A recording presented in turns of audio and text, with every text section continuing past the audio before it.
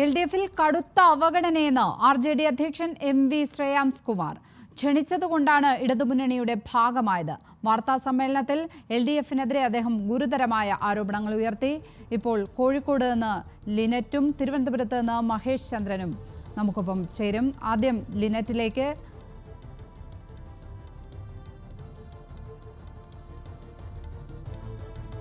Lynette, MV Shreyams Kumar ഗുരുതരമായ ആരോപണങ്ങൾ ഇടതുമുന്നണിക്കെതിരെ ഉന്നയിച്ചു. മുന്നണിയിൽ വലിയ അവഗണന നേരിടുന്നു എന്നുള്ള തുറന്നു പറച്ചിൽ തന്നെയാണ് അദ്ദേഹം നടത്തിയിരിക്കുന്നത്. പ്രത്യേകിച്ചും രാജ്യസഭാ സീറ്റുമായി ബന്ധപ്പെട്ട ചർച്ചകളിൽ പോലും പരിഗണിച്ചില്ല എന്നുള്ള അതൃപ്തി അദ്ദേഹം പ്രകടിപ്പിക്കുകയുണ്ടായി. എന്തൊക്കെ കാര്യങ്ങൾ അദ്ദേഹം അക്കമിട്ട് നിരത്തിയിട്ടുണ്ട് ഈ വാർത്താ സമ്മേളനത്തിൽ?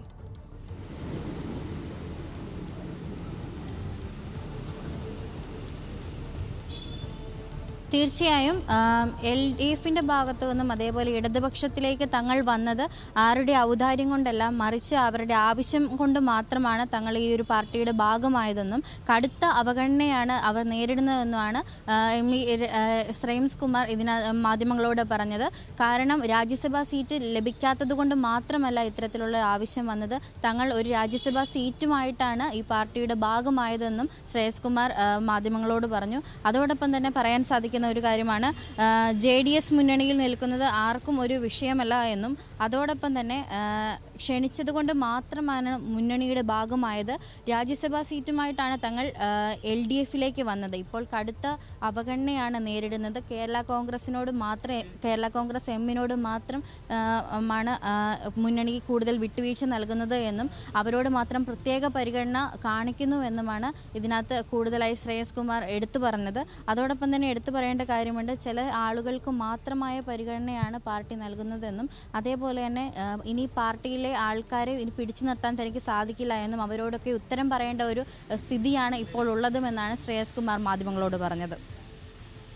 ലിനറ്റാണ് വിശദാംശങ്ങൾ പങ്കുവച്ചത്. മഹേഷ് ചന്ദ്രൻ തിരുവനന്തപുരത്ത് നിന്ന് ചേരുകയാണ്. മഹേഷ്, ഈ കേരള കോൺഗ്രസ് മാണി വിഭാഗത്തിന് സ്വന്തം രാജ്യസഭാ സീറ്റ് പോലും കൊടുത്ത് നൽകുന്ന പരിഗണനയൊക്കെ തന്നെ ആകും ഒരുപക്ഷേ ശ്രേയാംസിനെ RJDയെ വിഷമിപ്പിക്കുന്നത്, അല്ലേ? തീർച്ചയായിട്ടും ലക്ഷ്മി പത്മ, RJD നേരത്തെ തന്നെ ആവശ്യപ്പെട്ടിരുന്നതാണ് രാജ്യസഭാ സീറ്റ്. ലോക്സഭാ സീറ്റ് അവർ ആവശ്യപ്പെട്ടിരുന്നു. ലോക്സഭാ സീറ്റുമായി ബന്ധപ്പെട്ട ഉപേക്ഷിച്ച ചർച്ചയിൽ സീറ്റ് നൽകാനാവില്ലെന്ന നിലപാട് CPM വ്യക്തമാക്കിയപ്പോൾ, എന്നാൽ ഒഴിവരുന്ന രാജ്യസഭാ സീറ്റ് തങ്ങൾക്ക് വേണമെന്ന ആവശ്യം അപ്പോൾ തന്നെ RJD നേതാക്കൾ ഉന്നയിച്ചിരുന്നതാണ്. അപ്പോൾ പിന്നീട് നമുക്കത് ചർച്ച ചെയ്യാം, രാജ്യസഭാ സീറ്റ് ഒഴിവ് വരുന്ന അതിന്റെ കാര്യങ്ങൾ തീരുമാനിക്കുമ്പോൾ ചർച്ച ചെയ്യാം, പരിഗണിക്കാം എന്ന തരത്തിലേക്കുള്ള ഉറപ്പാണ് CPMന്റെ നേതാക്കൾ നൽകിയത്. എന്നാൽ ഈ വിഷയത്തിലേക്ക് വന്നപ്പോൾ, രാജ്യസഭാ സീറ്റ് വിഭജനം വന്നപ്പോൾ ഇവരെ വീണ്ടും അവകാശവാദം ഉന്നയിച്ചു. CPIയും കേരള കോൺഗ്രസ് ഉപേക്ഷിച്ച ചർച്ചയ്ക്ക് വിളിച്ചു. CPIയും കേരള കോൺഗ്രസ് എമ്മും തങ്ങൾക്ക് സീറ്റ് വേണം നിലപാട് ഉറച്ചു നിന്നു. അപ്പോഴും RJDയെ ഉപേക്ഷിച്ച ചർച്ചയ്ക്ക് വിളിച്ചിരുന്നില്ല. RJD ഉപേക്ഷിച്ച ചർച്ചയ്ക്ക് വിളിച്ചത് ഇടതുമുന്നണി യോഗം ചേർന്ന തിങ്കളാഴ്ച ഉച്ച കഴിഞ്ഞ് 3 മണിക്കാണ്.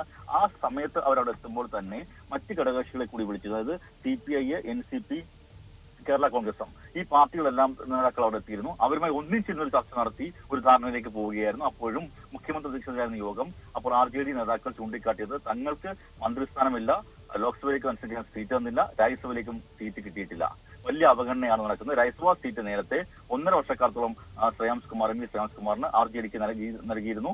അത് കഴിഞ്ഞ ശേഷം അതിനടുത്ത ടീമിൽ വേറെ ആൾക്കാണ് കൊടുത്തത്. അപ്പോൾ ഇവിടെ ഇപ്പോൾ ജോസ് കെ മാണി ഒഴിയുന്നു, ജോസ് കെ മാണി തന്നെ വീണ്ടും വരുന്നു. ഇത് നീതികേടാണെന്ന് പറഞ്ഞപ്പോഴാണ് ഇനി റൊട്ടേഷൻ സമ്പ്രദായം കൊണ്ടുവരാമെന്ന ഉറപ്പ് മുഖ്യമന്ത്രി യോഗത്തിൽ നൽകിയത്. പക്ഷേ CPM തങ്ങളുടെ സീറ്റ് ത്യാഗം ചെയ്ത് കേരള കോൺഗ്രസിന് എമ്മിന് നൽകുന്ന തരത്തിലേക്ക് അവരെ പരിഗണിക്കുന്നു. അതേസമയം RJDയെ തീർത്തും അവഗണിക്കുന്നു എന്നുള്ള പ്രശ്നം അവർക്കുണ്ട്. അതാണ് അവരിപ്പോൾ പരസ്യമായി പ്രകടിപ്പിച്ചിരിക്കുന്നത്. മഹേഷ്, വളരെ ശക്തമായ പ്രതിഷേധം അറിയിക്കുമ്പോൾ, വാർത്താ സമ്മേളനം വിളിച്ച് അറിയിക്കുമ്പോൾ മറ്റെന്തെങ്കിലും സാധ്യതകൾ നിലനിൽക്കുന്നുണ്ടോ? ഞാൻ ഉദ്ദേശിച്ചത് മുന്നണി വിടാനടക്കമുള്ള എന്തെങ്കിലും സാധ്യതകൾ ഇപ്പോൾ നിലവിലുണ്ടോ? RJD കടുത്ത പ്രശ്നങ്ങൾ നേരിടുന്നുണ്ട്. കാരണം അവർ പാർട്ടിക്കുള്ളിൽ തന്നെ ഒരു സ്ഥാനമാനങ്ങളും ഇല്ലാതെ നമ്മൾ നിൽക്കുന്നു.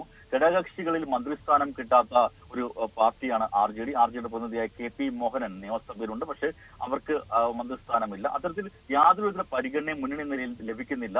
UDFിൽ ഇതിനേക്കാൾ തന്നെ പരിഗണന ലഭിച്ചിരുന്നു. UDFിൽ നിന്നും LDFിലേക്ക് വന്നത് ഒരു സോഷ്യലിസ്റ്റ് പാർട്ടി എന്ന നിലയിൽ തങ്ങൾ കടന്നു വന്നതാണ്. JDSിലേക്കുള്ള ലയനത്തിന് സാധ്യത വന്നപ്പോൾ JDS ദേവഗൌഡ നേതൃത്വം JDS അത് BJP-യുമായി NDA-യുമായി കൂട്ടുചേരാൻ പോകുന്നു. അതുകൊണ്ട് ഞങ്ങൾ GDS-ലേക്ക് ലയിക്കാനില്ല എന്ന നിലപാടെടുത്ത ഒരാളാണ് MV ശ്രേയാംസ് കുമാർ. അതുകൊണ്ട് തന്നെ അദ്ദേഹം പറയുന്നത്, അവർ RJD നേതാക്കൾ പറയുന്നത്, ഇത്തരത്തിലേക്ക് മതേതര നിലപാടെടുത്ത് നിൽക്കുന്ന തങ്ങൾക്ക് കടുത്ത അവഗണന കാണുന്നു. കേരള കോൺഗ്രസ് എമ്മിനോട് പ്രത്യേക തരത്തിലുള്ള സ്നേഹം കാണിക്കുന്നു. അപ്പോൾ ഒരാളെ അവഗണിക്കുന്നു, പ്രത്യേക സ്നേഹം അപ്പുറത്ത് കാണിക്കുന്നു. ഇത് സഹിക്കാൻ കഴിയില്ല എന്ന് പറയുന്നൊപ്പം തന്നെ UDF-ലേക്ക് ഒരു ക്ഷണം എപ്പോഴും RJD-ക്ക് മുന്നിൽ, അല്ലെങ്കിൽ പ്രത്യേകിച്ച് MV ശ്രേയാംസ് കുമാറിന് മുന്നിൽ ഉണ്ട്. അത് പരിഗണിക്കണം, മുന്നണി വിടണമെന്ന തരത്തിലുള്ള അഭിപ്രായം ശക്തമാണ് അവരുടെ പാർട്ടിക്കുള്ളിൽ. പ്രത്യേകിച്ച് വടക്കൻ ജില്ലകളിലെ പാർട്ടി പ്രവർത്തകരാണ് ഇക്കാര്യം ശക്തമായി ആവശ്യപ്പെട്ടുകൊണ്ടിരിക്കുന്നത്. അതുകൊണ്ട് RJD മുന്നണി വിട്ടാലും അത്ഭുതപ്പെടേണ്ടതില്ല എന്ന തരത്തിലേക്കാണ് കാര്യങ്ങൾ പോകുന്നത്. അനുനയത്തിന്റെ വഴിയിലേക്ക് CPM ഇക്കാര്യത്തിൽ സ്വീകരിക്കുമെന്നുള്ളതും കണ്ടറിയാനിരിക്കുന്നതേ ഉള്ളൂ. ലക്ഷ്മി. മഹേഷ് ചന്ദ്രനാണ് തിരുവനന്തപുരത്ത് നിന്നും വിവരങ്ങൾ പങ്കുവച്ചത്.